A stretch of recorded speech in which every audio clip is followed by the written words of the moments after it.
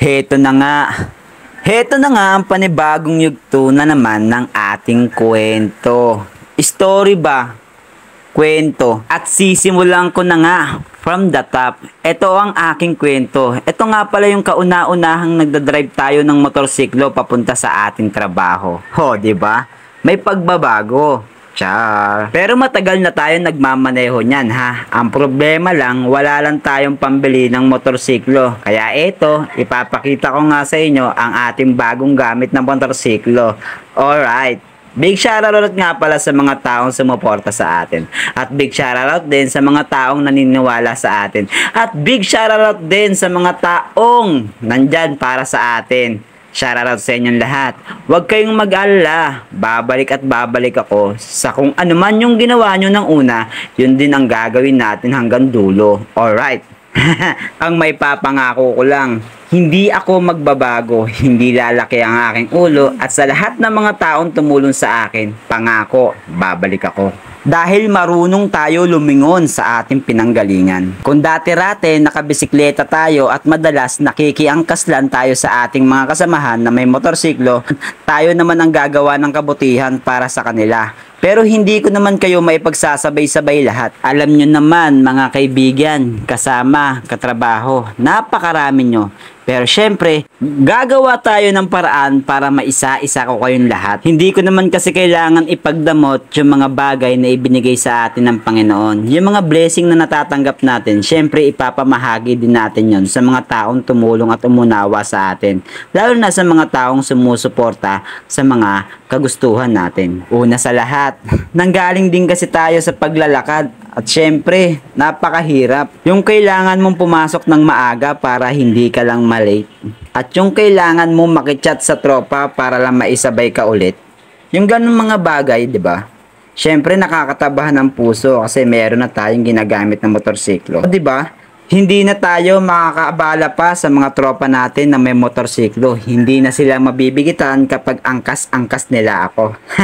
Kaya sa mga taong yun, maraming salamat sa inyo. Alam ko kulang yung salitang salamat para sa mga nagawa nyo. Pero wag kayong mag-alala, hindi ako makakalimot sa mga nagawa nyo.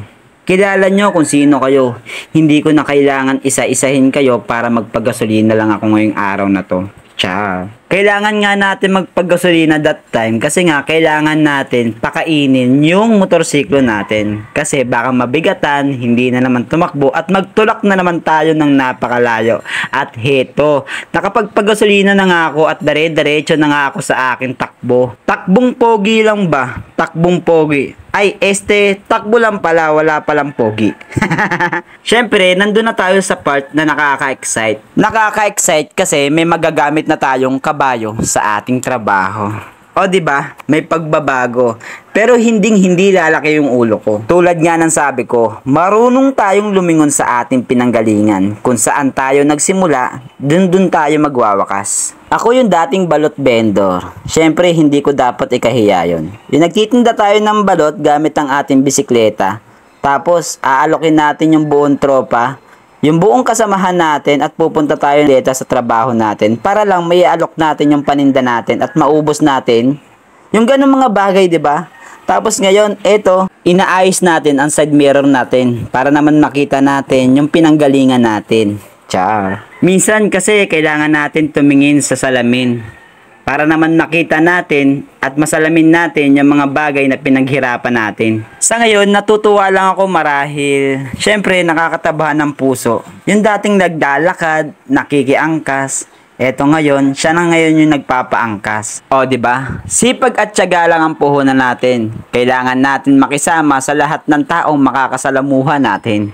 Hindi naman lahat totally pakikisamahan natin. Ang ibig ko lang sabihin sa inyo, hindi tayo perpektong tao. Minsan, inaamin ko sa sarili ko, nagkakamali rin tayo. Minsan, kailangan natin tanggapin yung katotohanan. Na kailangan muna natin subukan bago natin malaman yung mga bagay-bagay. Kahit kailan hindi ako nagsinungaling sa inyo at kahit kailan nagpakatotoo lang ako sa sarili ko at kahit kailan wala tayong tinapakan tao at kahit kailan ipinaramdam ko lang sa inyo kung sino ako. Ang masasabi ko lang sa mga taong hindi naniniwala sa kakayahan natin. Ang masasabi ko lang sa mga taong hindi nagtitiwala sa atin. Sa ngayon, wala pa akong dapat patunayan sa inyo. Sa ngayon, wala muna akong dapat sabihin sa inyo. Alam nyo kung bakit? Dahil wala pa naman tayong kinikita dito sa pangharap natin. Mapapatunayan ko lang ang sarili ko sa inyo, naganap na akong vlogger kapag kumita na tayo dito kay Facebook. O di ba ang galing? Minsan kasi kailangan natin maging practical. Minsan kasi kailangan natin maging prangka. Minsan kasi kailangan natin magsumikap bago natin makuha yung isang bagay. At minsan kasi bibigyan muna tayo ng Panginoon ng maraming pagsubok para matupad lang at maabot ang mga pinapangarap natin. Pero nakadepende sa atin yon, sa sarili natin, kung paano natin mai-handle o panghahawakan yung mga pinagdadaanan natin pagsubok na binigay ng Panginoon. At sa puntong ito, bigla nga pong tumirik yung motorsiklong sinasakyan natin. Hindi ko naman po alam kung bakit. Syempre, siguro kulang pa to sa ayos, kaya kailangan pa natin mag-ipon ng panibagong pampapaayos. Hindi naman kasi natin kailangan madaliin yung mga bagay-bagay na gusto natin. Kailangan natin yung pag-ipunan at samahan natin ng konting kasipagan. Natural lang mapagod, oo. Hindi naman ako robot, syempre napapagod din ako. Syempre kapag napagod tayo, pwede tayong magpahinga. Pag nakapagpahinga tayo, bukas ulit. Ganun lang ang buhay. Napakasimple, wag natin gawing miserable. At dito, tatapusin ko na nga po itong kwento na to. Ngayon, bago matapos ang kwentong ito, magpapasalamat po ulit tayo unang-una sa Panginoon. Pangalawa sa mga taong naniwala sa atin. Pangatlo sa mga taong sumusuporta sa atin. Pang-apat, dun sa mga taong naniniwala na kaya natin. Maraming salamat sa inyong lahat. Ang pinapangako ko lang sa inyo simula sa umpisa, hindi ako magbabago at lalaki ang aking ulo. Pangako.